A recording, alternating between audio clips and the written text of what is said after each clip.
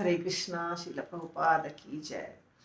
देखिए, दो चीज़ है। एक है साधना भक्ति करना, इतना बजे उठना, सुबह सुबह जल्दी जाना, मंगल आरती करना, या ठीक से सारे मंत्रों का उच्चारण करना, या माला का जप एकदम सुबह उठ के कर लेना।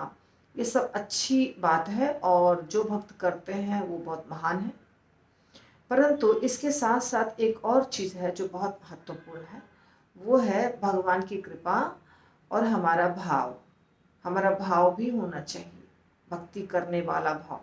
कृष्ण प्रेम प्राप्त करने के लिए हम सब कर रहे हैं ये साधना भक्ति। यदि हमारे अंदर प्रेम नहीं उत्पन्न होता है, कृष्ण के प्रति भाव नहीं जगता है, तो ये सब जो है ना, ये सारा वेस्ट हो जाएगा, कोई फायदा नहीं होगा। हम देखेंगे अपने पुराने भक्तों में क्या था। पुराने यानी जो पहले के डिवोटीज हैं, जिनका भगवान के साथ बहुत सीधा संबंध था। जैसे आपने एक गीत सुना है, प्रेम के वश अर्जुन रथ हांक्यो, भूल गई ठकुराई, सबसे ऊंची प्रेम सगाई। भगवान अर्जुन के सारथी बने। क्यों? क्या सारथी की कमी थी? नहीं। क्या भगवान को जरूरी था सारथी बनना? भगवान दूसरे तरीके से उसकी मदद नहीं कर सकते थे? कर सकते थे। फिर भगवान सारथी क्यों बने? तो ये प्रेम है। प्रेम के वश अर्जुन रथ हांक्यो। प्रेम के कारण अर्जुन ने जब कहा कि मुझे सिर्फ कृष्ण चाहिए, मुझे उनकी अक्षौहिणी सेना से कुछ मतलब नहीं है। यदि अक्षौहिणी सेना हमारे पास आ जाती है और भगवान ही नहीं आए तो क्या फायदा? यदि हमें करोड़ों करोड़ों की संपत्ति मिल गई और कृष्ण से दूर हो गए, तो वो करोड़ों की संपत्ति किस काम की?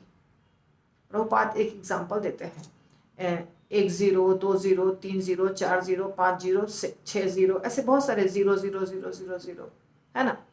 और वो सारे जीरो क्या है? वेस्ट। अगर उसके पहले 1 नहीं लगे, नंबर नहीं लगे, तो अगर हम उसके पहले 1 लगाते हैं, 1 2 3 4 कुछ भी नंबर, तो वो सारे जीरो का वैल्यू है। और अगर नंबर नहीं लगता है तो सारे जीरो, एक रहे जीरो या 50 जीरो रहे, सब बेकार। तो भौतिक दुनिया की सारी चीजें जीरो के समान है। जब उसके पीछे कृष्ण लगेंगे, यानी पहले पहले कृष्ण लग जाएंगे, फिर 1 2 3 4 जितने जीरो। जैसे हमारे पास एक कार है तो 1 0, ठीक है। अब उस कार के पहले कृष्ण नहीं है, जीरो के पहले कृष्ण नहीं है, तो पहले अगर कृष्ण है और फिर कार आई तो 10 नंबर, उसके बाद घर आया 100, उसके बाद जमीन आई 1000, उसके बाद बैंक बैलेंस हुआ 10,000। तो ऐसे क्या होगा? कृष्ण अगर जीवन में है तो 1 0 2 0 3 0 4 0, जितने भी जीरो हैं उसका महत्व है। अर्थात भौतिक जितनी भी संपत्ति है उसका महत्व है, यदि कृष्ण है तो, नहीं तो सब बेकार है। तो अर्जुन ने क्या बोला कि नहीं, हमको कृष्ण चाहिए। अक्षौहिणी सेना मिले तो भी ठीक है, नहीं मिले तो भी ठीक है, उससे कुछ फर्क नहीं पड़ता, पहले तो कृष्ण चाहिए।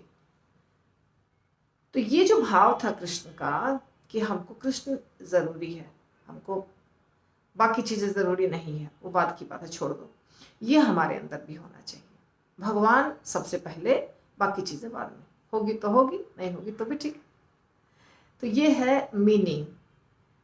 इसी के कारण भगवान ने अर्जुन का रथ चलाया और हमको शिक्षा मिली कि जैसे अर्जुन समर्पित हुआ तो भगवान ने रथ चलाया, सारथी बने। सारथी बने तभी तो शिक्षा भी दिए, तभी तो गाइड भी किया, तभी तो जीत भी हुई। तो भगवान सारथी बने अर्जुन के प्रेम के कारण, अर्जुन जीता क्योंकि भगवान की कृपा प्राप्त हुई। तो एक तरफा नहीं होता है। जब हम सरेंडर करते हैं, हम अगर चाहेंगे कि हमारे अंदर 1000 ऐब हैं, 1,00,000 ऐब हैं, बहुत दोष है, लेकिन फिर भी हमको कृष्ण चाहिए। सारे दोष स्वीकार है कि मेरे पास बहुत सारे दोष हैं, लेकिन फिर भी हम इस दोष के साथ ही कृष्ण के पास जाएंगे। तो कृष्ण के पास दूसरा ऑप्शन ही नहीं बचेगा आपके ऊपर कृपा करने के सिवाय, क्योंकि आप सरेंडर कर चुके हैं, आप सोच चुके हैं कि हमको कृष्ण के पास जाना ही है, हम आपके हैं। आपने बोल दिया कृष्ण को, देखो हम भगवान, हमारे अंदर 1000 अवगुण हैं, हमें क्रोध है, काम है, लोभ है, मोह है, मद है, मत्सर्य है, हमारे अंदर बहुत दोष है, पर फिर भी उन दोषों के साथ भी मैं अपने आप को आपको समर्पित कर रहा हूं, आप हमारा इस्तेमाल कीजिए, आप मुझे सेवा में लगाइए। ये भाव से कृष्ण के पास हम चले जाएंगे तो कृष्ण क्या करेंगे? सेवा में नहीं लगाएंगे, 100% लगाएंगे, 100%।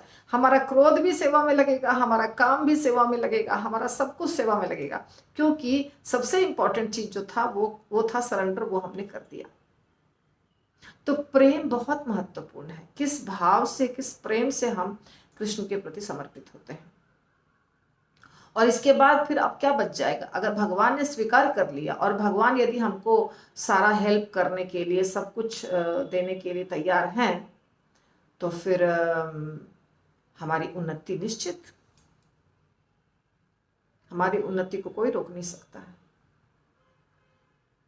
तो ये तो एक उदाहरण मैंने आपको बताया, और प्रेम के वश तो भगवान ने बहुत कुछ किया है।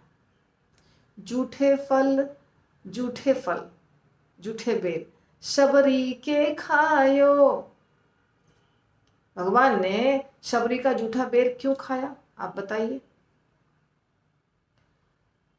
शबरी सिर्फ बेर नहीं खिलाई थी, शबरी कितने कितने सालों से तपस्या कर रही थी, भगवान का इंतजार कर रही थी, क्योंकि उनके गुरु मतंग ऋषि ने कहा था कि तुम इतनी अच्छी हो कि भगवान तुमको दर्शन देने के लिए आएंगे। मतंग ऋषि खुश थे शबरी से, जो शबरी के गुरु थे, तो इसलिए वो इंतजार कर रही थी भगवान का। नीची जाति की होने के कारण सब लोग, कोई उनसे प्रेम नहीं करता था, पर गुरु तो जीवात्मा से प्रेम करते हैं, वो उसके बाहर की स्थिति को तो नहीं देखते हैं। तो गुरु प्रेम करते थे अपने शिष्या से, गुरु ने आशीर्वाद दिया। तो एक नंबर तो गुरु का आशीर्वाद असफल नहीं होगा कभी भी। दूसरा नंबर, इतना जो लंबी तपस्या की, तो भगवान तो उस तपस्या का मान अवश्य रखेंगे। अब जब भगवान आए तो उसको होश ही नहीं है कि मैं जूठा खिला रही हूँ, कौन सा मंत्र, कौन सा उच्चारण, कुछ नहीं। ये बेर मीठा है कि खट्टा है, बस अगर खट्टा है तो भगवान के मुंह में नहीं जाना चाहिए, मीठा ही जाना चाहिए। कैसे करें, बेर तो इतना छोटा फल है। तो चखना शुरू किया और दिया, और भगवान ने क्यों खाया? भावग्राही जनार्दन, भाव देखा भगवान ने। इसका भाव क्या है? इसका भाव ये है कि भगवान के मुंह में खट्टा बेर नहीं जाना चाहिए।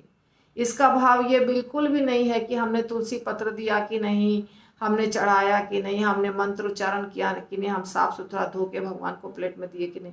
ये सब सोचने का कहाँ टाइम है। भगवान आज हमारे पास अगर भगवान आके खड़े हो जाए ना, पहली बात तो हम देख ही नहीं पाएंगे उनको, क्योंकि उनके शरीर से बहुत प्रकाश निकलता है। तो भगवान जब मनुष्य के रूप में आते हैं तभी हम उनको देख सकते हैं, इन चर्म चक्षुओं से, पहली बात। दूसरी बात, यदि हमारे घर कोई थोड़ा सा बड़ा आदमी आ जाता है, थोड़ा सा बड़ा आदमी, तो हमारा दिमाग काम करना बंद कर देता है, साधारणतया लोगों का। और भगवान आ जाएंगे तो कितना दिमाग काम करेगा कि हम, बिल्कुल काम नहीं करेगा। अगर हम जान गए कि भगवान है ये, तो ऐसे तो हमारा नसीब नहीं है। तो शबरी को नहीं होश था, इसलिए शबरी ने वैसा खिलाया और भगवान ने प्यार से स्वीकार किया। तो भगवान ये दिखा रहे हैं कि तुम प्यार से दोगे तो हम जहर भी ले लेंगे, प्यार से दोगे तो हम कुछ भी स्वीकार करेंगे। कृष्ण भगवान ने भी कहा ना, पत्रम पुष्पम फलम तोयम, यो में भक्त्या प्रयच्छति तदहम भक्ति उपरितम अश्नामी प्रयतात्म। भक्ति भाव से जब हम खिलाएंगे भगवान को पत्ता, फूल, फल, तो भगवान स्वीकार अवश्य करेंगे। ये ऐड किया है, भक्ति उपरितम, भक्ति भाव से देना पड़ेगा। तो भाव है ना इंपॉर्टेंट, वहां भी भाव बहुत महत्वपूर्ण है। तो भोग लगाते समय भाव होना चाहिए। और इसी तरह का एग्जाम्पल है कि दुर्योधन के भोग न खायो साग भी दुर्गह खाई। दुर्योधन तो आपको पता है कैसा था, अहंकार, मेरे पास बहुत पैसा है। तो यदि किसी भक्त के पास, या तो भक्त नहीं है, उसके पास बहुत पैसा है और वो भगवान को चाहता है कि हम पैसे के बल पे खरीद लें, वो संभव तो नहीं है। भगवान तो भाव से खरीदा जाएंगे, भाव से। और बिना भाव के तो कितना भी पैसा दे दीजिए, भगवान आपके वश में होने वाले नहीं। तो विदुर जी के घर भगवान गए, विदुर जी की पत्नी ने उनको छिलके खिलाए और केला फेंक दिया, क्योंकि उनको भी होश नहीं, जैसे शबरी को होश नहीं था वैसे विदुरानी को भी होश नहीं था। छिलके ही खिलाते गई और केले ही फेंकते गई, उल्टा काम कर दिया उसने। पर भगवान खाए छिलके। तो विदुर जी के घर साग भी खाए, मगर 56 भोग नहीं खाया दुर्योधन के घर में। तो हम अपने चेतना को सुधारने के लिए ये भक्ति कर रहे हैं। कृष्ण भावनामृत हमारे संघ का नाम है ना, international society for Krishna consciousness. Krishna भावनामृत हो जाना है, हमारे दिमाग को, हमारे दिमाग में कृष्ण चेतना हो जाना है, बढ़ना है, उत्पन्न होना है, कृष्ण भावनामृत बनना है हमें। और इसके लिए ही हम ये सारा प्रैक्टिस कर रहे हैं। तो हमारे भाव को बदलना होगा, ये बहुत महत्वपूर्ण है। भाव जब हमारे अच्छे हो जाएंगे तो भगवान प्राप्त करने में समय नहीं लगेगा। तो तब ये सवाल उठता है कि केवल भाव चलेगा? नहीं, केवल भाव नहीं चलेगा। जब तक संभव है, जब तक हमारे शरीर में जान है, हमको अपने गुरु के बताए हुए आदेश के अनुसार सारे मंत्रों का उच्चारण, नियमों का पालन, मंगल आरती, संध्या आरती जो भी कर पाते हैं वो, या माला या भोग लगाने के मंत्र, वो सब करना पड़ेगा। पर उसके साथ भाव होना चाहिए, है ना, उसके साथ भी भाव होना चाहिए, तो वो ज़्यादा फ्रूटफुल होगा, जल्दी काम करेगा। और हमारे भाव में, हमारे हृदय में, हमारे दिमाग में, हमारे चेतना में कृष्ण होने चाहिए। यही बनने के लिए हमने प्रैक्टिस जो शुरू की है भक्ति की, वो कृष्ण भावना अमृत होने के लिए, इसलिए इसको कंटिन्यू करना पड़ेगा। तो दोनों चीज़ इम्पॉर्टेंट है, सारे मंत्रों का उच्चारण और प्रेम और भाव। और सिर्फ कृष्ण के लिए भाव नहीं, उनके भक्तों के लिए भी भाव। दोनों जब हो जाएगा तो बहुत आसानी से कृष्ण प्राप्त हो जाएंगे। हरि बोल, श्रील प्रभुपाद की जय। यदि अच्छा लगता है आपको वीडियो तो लाइक, शेयर एंड सब्सक्राइब ज़रूर कीजिए। हरि बोल।